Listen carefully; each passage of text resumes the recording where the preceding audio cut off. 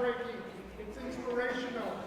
I'm going to leave the rest to Mr. Roy. Thank you, sir. Thank you. Would I even have a mom? When I come home, or is he gonna do what he said that he was gonna do to her, and you want me to dream? Yes. Guys, we need you to dream. That is the whole reason why I have chosen to live homeless one more time. That it was just life, growing up as a homeless kid. I knew I wanted better.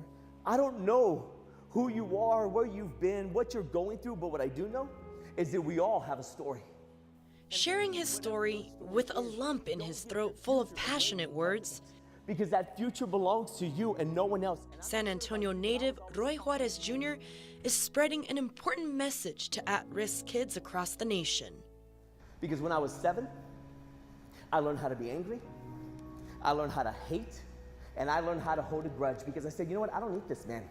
Every student inside the Shepherd Middle School library was all ears as soon as Roy began speaking.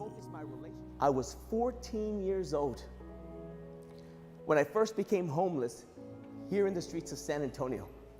And then with my 9-year-old sister and my 2-year-old brother. Could you imagine taking care of kids, being a kid yourself? Roy never thought that would be his life, but he couldn't control what happened in his home. About the nights that I would wake up in my room because I could hear my mother screaming through the wall.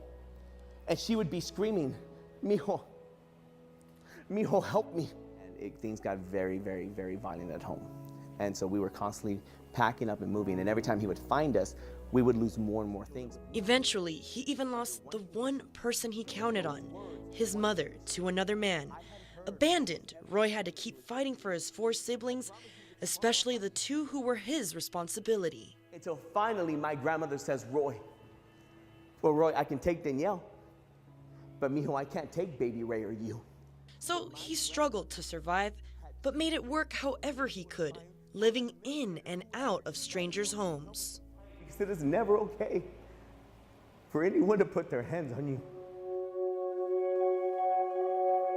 In the most unexpected moment, his life changed while visiting Dallas.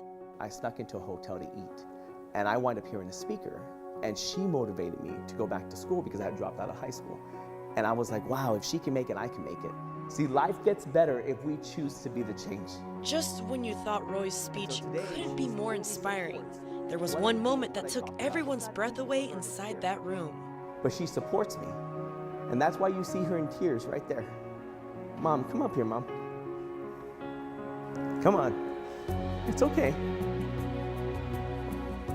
It's okay. You okay? Let me tell you something about parents. Parents are human. They make mistakes. But we could be the change that we want to see. When his mom, that made me sad. I was like, whoa. For me, it's gonna make me feel like whatever I go through, I'm gonna be able to get back up. They realize that that someone has been in their situation before, and they've come out, and they're gonna go ahead and succeed, and they're gonna be something when they grow up. Yeah, it's not easy. Yeah, it's not easy. But we have to be the change. We have to change for our family, for us. If I could just motivate them long enough to not give up, and hopefully someone else will come in their life to continue on the motivation. Thank you, guys. Thank you so much for being here. Never give up, okay? Take care, okay? You're welcome.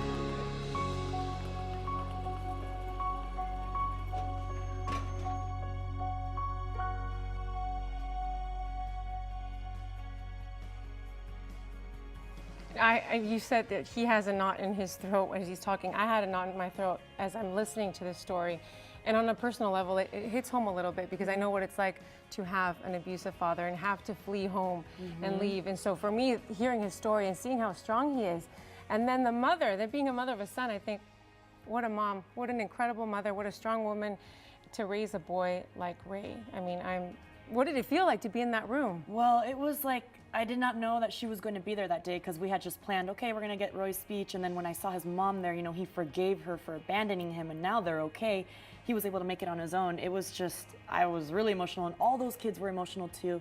And the really neat thing is I met Roy because KENS5 is involved in communities and schools. It's a mentorship program, and Roy speaks at one of them. And so that's his goal, to let you kids know you can graduate. He graduated at age 19, guys. And he was able to do it because finally a family from church took him in and believed in him enough. So it's just such an inspiring story, and it's very timely for all our graduates out there. You know, you just need to keep rooting. Is. And he's coming out with a book this summer, guys. Really? About his life. You know, it's not an easy story, but he's going to come out with that.